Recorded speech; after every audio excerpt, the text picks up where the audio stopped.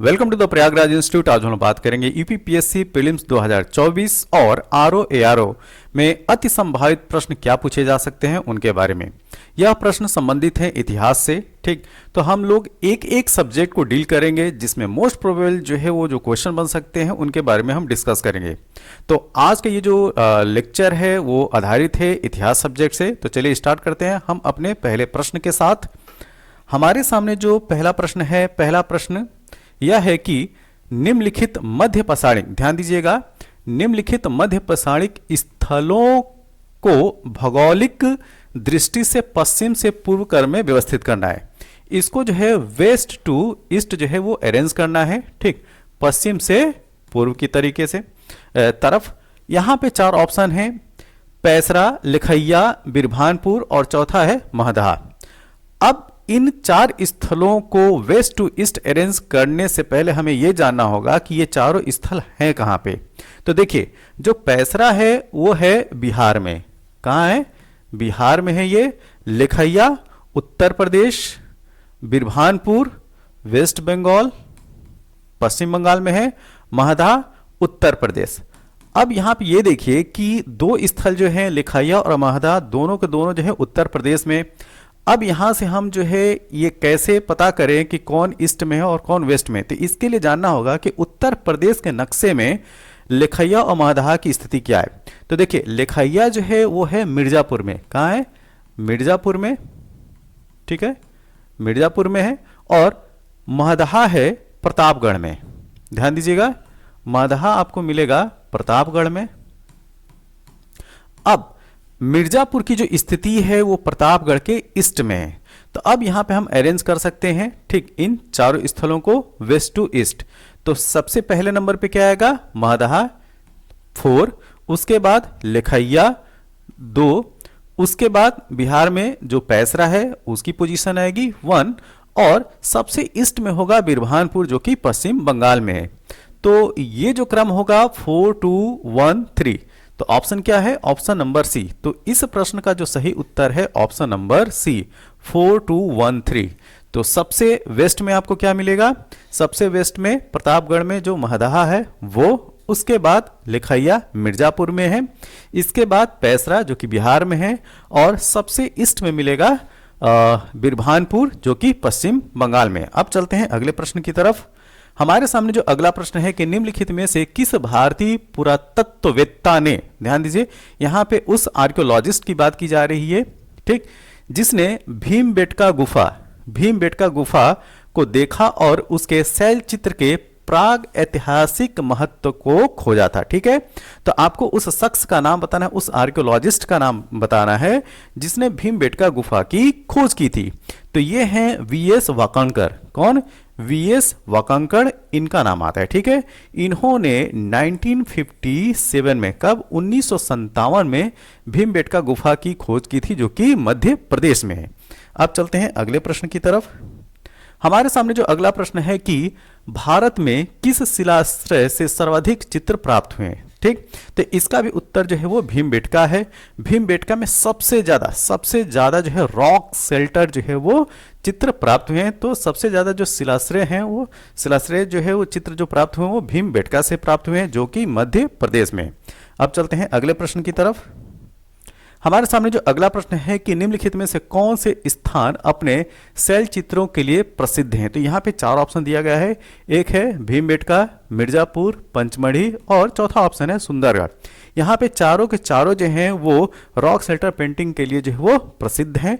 तो जो शैल चित्र हैं, ठीक है, जो शैल चित्र हैं वो आपको भीमबेटका में मिलेंगे, मिर्जापुर में भी, पंचमढ़ी में और सुंदरगढ़ में। अब ये बात आती है कि ये स्थल कहाँ पे हैं। तो भीमबेटका जैसे मैंने बताया कि ये मध्य प्रदेश में, मिर्जापुर उत्तर प्रदेश, ठीक, पंचमढ़ी ये भी मध्य प्रदेश में और सुंदरगढ़। अब यहाँ पे प्रश्न आता है कि सुंदरगढ़ कहाँ है। तो सुंदरगढ़ है उड़ीसा में। ठीक है, तो सुंदरगढ़ मिलेगा उड़ीसा में। तो ये ध्यान रखिएगा इन चारों स्थलों का नाम और ये किस राज्य में है इसका।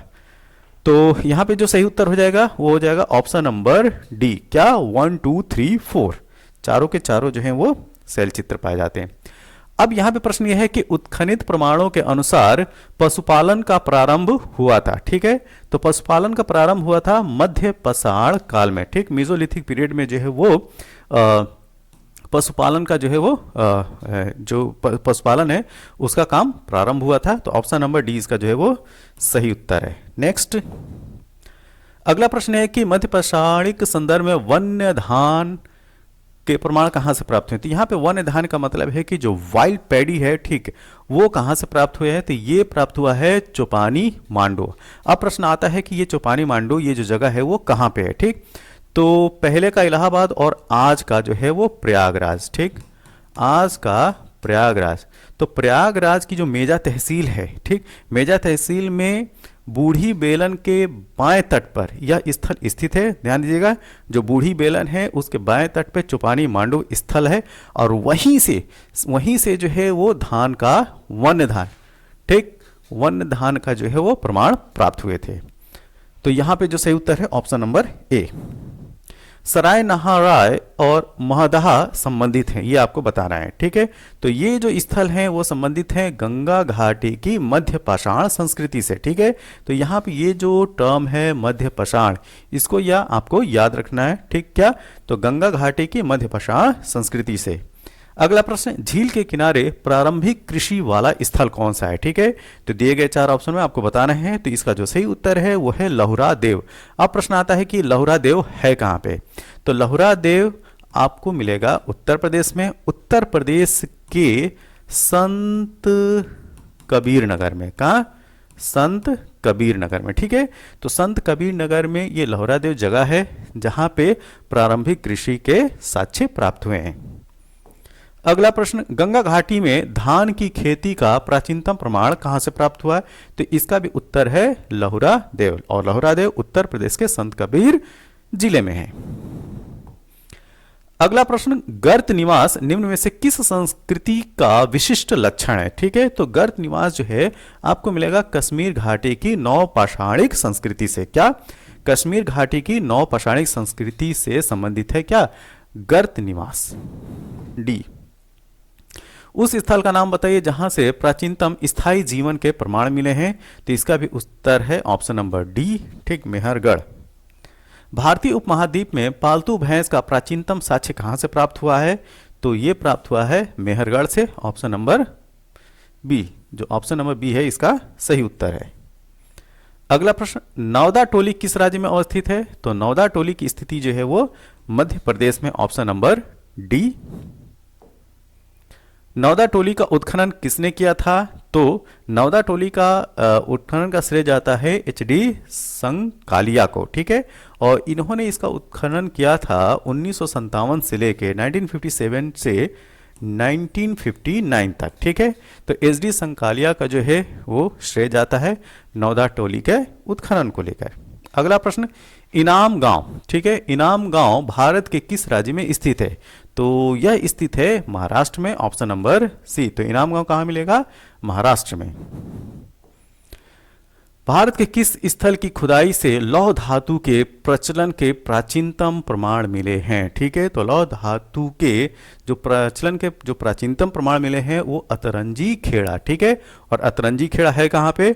उत्तर प्रदेश के एटा जिले में। ठीक है, उत्तर प्रदेश के एटा जिले में आपको अतरंजी खेड़ा मिलेगा। बृहद पाषाण स्मारकों की पहचान की गई है। ठीक है, तो इनकी पहचान जो है मृतकों को दफनाने के स्थानों के रूप में। अब यहां पे जो है लिस्ट 1 है और लिस्ट 2, तो लिस्ट 1 को जो है लिस्ट 2 के साथ मिलाना है। तो पूरा पाषाण काल, इसका संबंध नदी तट अधिवास से है। मध्य पाषाण काल की अगर बात की जाए तो मध्य पाषाण काल शिलाश्रय, ठीक, अधिवास से है। नव पाषाण काल गर्त अधिवास से है, और ताम्र पाषाण काल जो है वो कच्चे एवं पक्के मकान से। तो ऑप्शन क्या हो जाएगा? ए के आगे हो जाएगा 2, ठीक, बी के आगे 3, और नव पाषाण काल इसके आगे हो जाएगा 4, ठीक, और ताम्र पाषाण काल के आगे हो जाएगा 1। तो 2 3 4 1, तो इसका ऑप्शन जो है ये सही होगा, 2 3 4 1, ऑप्शन नंबर बी। अगला प्रश्न, यहां भी जो लिस्ट 1 और लिस्ट 2 दी गई है, इसको जो है आपको मैच करना है। बिरभानपुर ये संबंधित है लौह पाषाण उपकरण से, तो बिरभानपुर जो है वेस्ट बंगाल में, पश्चिम बंगाल में है, तो ए के सामने लिखिए 4। उज्जैन, उज्जैन जो है वो है गैरिक मित्रभाण परंपरा से, तो उज्जैन के आगे 3 लिखिए, ठीक। कायथा जो है वो ताम्रनिधि से है, ये हो गया 2, और आहड़ जो है वो बनास संस्कृति से, तो इसके आगे हो गया 1। तो 4 3 2 1 ऑप्शन क्या होगा? जी हाँ, ऑप्शन जो है इसका बी सही है, ठीक। 4 3 2 1। अब निम्नलिखित में से कौन सही सुमेलित नहीं है, यहां पे पूछा जा रहा है कि कौन जो है वो मैच नहीं है, ठीक। तो देखिए कायथा जो है वो कर्नाटक में नहीं है, कायथा जो है वो मध्य प्रदेश में है, एमपी में, ठीक। इसके अलावा जो ये 3 जगह हैं वो जो है वो मैच हैं। चिरांद आपको मिलेगा बिहार में, ये सही है, ठीक। पांडु राजा रेडिवी ये बंगाल में है, और दैमाबाद जो कि हड़प्पन सिविलाइजेशन का सबसे साउथ वाली साइट है, ठीक है। दक्षिणतम जो है वो स्थल है हड़प्पन सभ्यता का, वो है दैमाबाद जो कि महाराष्ट्र में, ठीक। तो यह संबंधित थे इतिहास से, ये जो प्रश्न थे वो संबंधित थे इतिहास से। यह वीडियो आपको कैसा लगा? जैसा भी लगा हो आप अपने सुझाव जो है कमेंट बॉक्स में जरूर दें, और इस वीडियो की PDF प्राप्त करने के लिए आप हमारे Telegram channel the Prayagraj institute को ज्वाइन कीजिए, और यह वीडियो अच्छा लगा हो तो ज़्यादा से ज़्यादा शेयर कीजिए, लाइक कीजिए। तब तक के लिए थैंक यू, धन्यवाद।